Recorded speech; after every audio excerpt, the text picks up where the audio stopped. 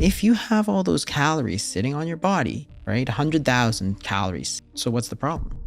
Take it out of your body fat. Most people think the only effective methods for rapid weight loss and reversing type 2 diabetes are through intermittent fasting, injection of Ozempic, or to cut out carbs completely, but that's not true at all. That body fat is not there for looks. It's there for you as a source, as a store of calories. Dr. Jason Fung, a best-selling author of Obesity Code and world's leading weight loss expert, reveals that there are 5 clever tricks that let you keep insulin levels low while enjoying carbs every day. He also covers what to eat for breakfast to keep on burning more body fat during the whole day. Carbs trick number 1, freeze carbs to burn off body fat stores. Most people don't realize your fridge can be a fat-burning weapon, transforming fattening carbs into insulin-friendly, weight loss carbs. Resistant starch is a form of starch that your body cannot absorb. So starches are glucose. If you eat highly refined starches, you're going to absorb all that glucose. Well, if you take rice and you cook it and then cool it, when that starch recrystallizes, some of it becomes resistant starch, and what you see is that the blood sugar level goes down much lower than if you ate pure rice.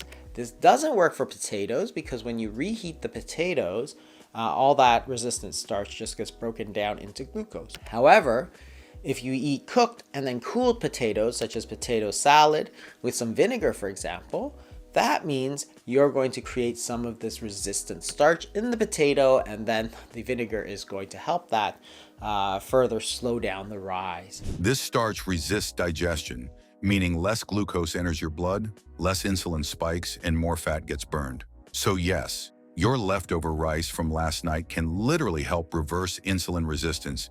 It feeds good gut bacteria, stabilizes blood sugar, and helps you stay full longer. Carbs trick number 2, no carb-heavy meals close to bedtime. Here's the harsh truth. Those late-night pasta bowls, piles of bread or savory snacks, they turn straight into body fat while we sleep. Don't eat the late carb-heavy meal.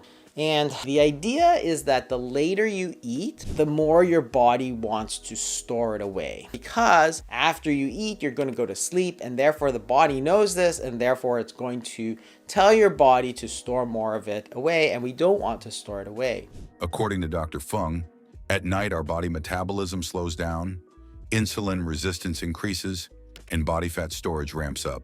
Comparing the same meal, but taking an early dinner versus a late dinner, you can see that the blood glucose rises much higher in the meal that you take later.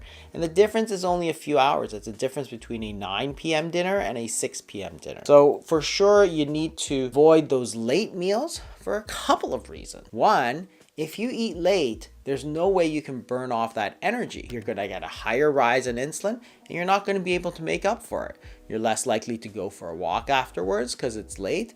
And then the third thing is that you're not going to be able to make up for it by eating less. If you eat a big breakfast, for example, you can always make up for it by eating less at lunch or dinner. But if you eat a very heavy late meal, there's nothing you can do. The day is over, you're going to sleep, all of that's going to get stored away. So if you want to wake up leaner, skip that late snack. Let insulin drop and burn body fat while you sleep. What's your biggest late night craving? Bread, rice, or sweets? Tell us below, and we will share Dr. Fung's favorite healthy swap in the replies. Carbs trick number 3, move within 30 minutes after a carb meal. Next, Dr. Fung explains how to erase half the damage of that carb-heavy meal for faster weight loss. Walk within 30 minutes of eating. If you compare eating a meal and then walking compared to walking and then eating a meal, there's actually a major difference in the blood glucose. Why? Because after you've eaten a meal, there's all this glucose. And when you walk, you're going to encourage your muscles to start burning that glucose rather than storing it away. And because you don't want to store as much of it away, your insulin levels are going to fall. So for example, in this study, they found that when you had a walk before the meal, it didn't really do much to the blood glucose. You see that the blood glucose there is about 6.5 after the meal. However, if you walk immediately after the meal, it's going to go right down to about 5.6 or so. So it's actually a significant drop. If you wait 30 minutes, it's sort of in between, and the longer you wait after the meal, the less effect you're going to get. That gentle movement signals your muscles to soak up glucose instead of storing it as fat, and it also significantly reduces insulin resistance and helps to reverse type 2 diabetes. So next time you eat carbs, don't crash on the couch. Take a walk and let your body burn them off before insulin does. Carbs trick number 4. No naked carbs. If you eat carbs by themselves, toast, rice, or fruit, what is going to happen to your insulin levels and ability to access body fat stores to burn away as fuel? Don't eat naked carbs. You can add something like vinegar or acidic foods to actually slow down the absorption. They did a very interesting study where they compared bread and bread with lemon juice. And the idea is that organic acids are going to inactivate some of the salivary amylases, which are the digestive enzymes in our saliva that breaks down carbohydrates. Because the acidity inactivates it, the carbohydrate is not broken down. Adding acidic foods like apple cider vinegar, lemon juice, pickles, or sauerkraut slows digestion, lowers the absorption of carbohydrates, and allows us to burn away body fat stores as fuel. So what they found is that the amount of starch that is going to be released is much, much lower. And that not only works with lemon juice, but also all kinds of acids. So acetic acid, which is vinegar, or lactic acid, which is fermented and pickled foods, can also have this effect. With this next special carbs trick, you can lower down blood sugar levels, lose weight, and reverse type 2 diabetes naturally while enjoying bread. When you eat it with the butter or with olive oil, for example, you can drop it to 50, which is almost a 1/3 drop in the glycemic index simply by taking some olive oil with the bread. So the traditional way that some people do with the olive oil and the vinegar and dipping it can be very useful. The acid is going to slow down the digestion by blocking those salivary amylases, and the olive oil makes it gives it, the intestines something else other than the pure carbohydrate. Have you tried drinking or adding apple cider vinegar to your meals? Did you notice less bloating or hunger? Carbs trick number 5. Eat carbs in a special order. You can eat the same meal, same carbs, same calories, and still lose more weight just by simply changing the order you eat them. Eat the carbohydrates last. And it doesn't always seem intuitive, but you have to remember that when you eat the carbohydrates first, what happens is that your body can absorb those carbohydrates very, very quickly.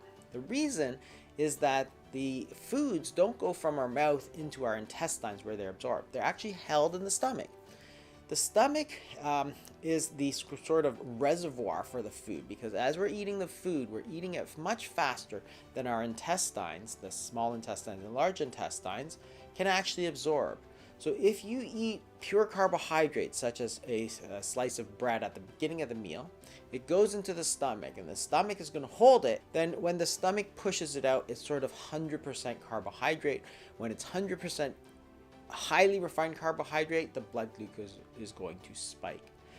If you eat proteins and vegetables first, what happens is that by the time you get to the carbohydrates at the end of the meal, when it goes into the stomach, it's actually going to be mixed around with all those proteins and fats and vegetables and all that sort of thing.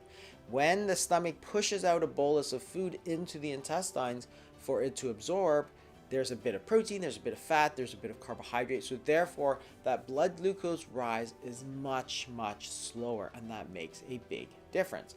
The average serum glucose was much, much lower when you ate the carbs last versus eating the carbs first, even though the two groups of people ate exactly the same meal. It was the food order that made a difference. According to Dr. Fung, simply eating protein, fats, and vegetables first drops blood sugar spikes by 50% and insulin levels by 45%, allowing you to burn off body fat stores and reverse type 2 diabetes naturally. So what should you eat first thing in the morning to keep insulin quiet and burn fat all day? Next, Dr. Fung covers the perfect breakfast for fat loss. This study by Dr. Ludwig from Harvard compared 3 different meals, all of the same calories. A high glycemic index breakfast, which was instant oats, a medium glycemic index breakfast of steel-cut oats, there was a low glycemic index breakfast of vegetable omelet, which is lower in carbohydrates, about 40% versus 65%. The change in the blood glucose is very different between all three meals. As expected, the high glycemic index meal is going to shoot up the blood glucose, as did the medium glycemic index. But look at the difference. When your body absorbs all those carbohydrates instantaneously, you get a very massive high peak in blood glucose, but then it just crashes and it goes much below normal. And what happens when the blood glucose goes down below normal is that you start to get hungry. And the low glycemic index, which of course had a much lower peak in glucose and also a much smoother blood glucose rise. Dr. Fung's ideal breakfast is low in carbs and high in protein and fiber. Think eggs, avocado, and greens. Even hunger later in the day dropped dramatically. People naturally ate 80% fewer calories at lunch. At lunchtime, what they found was that the people who ate a high glycemic index breakfast, the instant oats, were much more hungry and therefore they ate much more. When they're allowed to eat what they want, they ate 81% more calories than the low glycemic index group and 53 more calories than the medium group, even though these were exactly the same foods. And that shows you the difference between fast carbs and slow carbs. The natural unrefined carbohydrates, which are much smoother in terms of blood glucose, they contain more fiber, they're less processed, they're not as easily digested, they're not as easily absorbed, they tend to be much better. People who ate veggie omelet breakfast or protein and fat before carbs felt fuller, increased their fat burn metabolism, and consumed far fewer calories later in the day. If you're over 50 and serious about fat loss, you need to watch as weight loss guru Dr. Jason Fung explains #1 insulin trick to burn fat faster than Ozempic.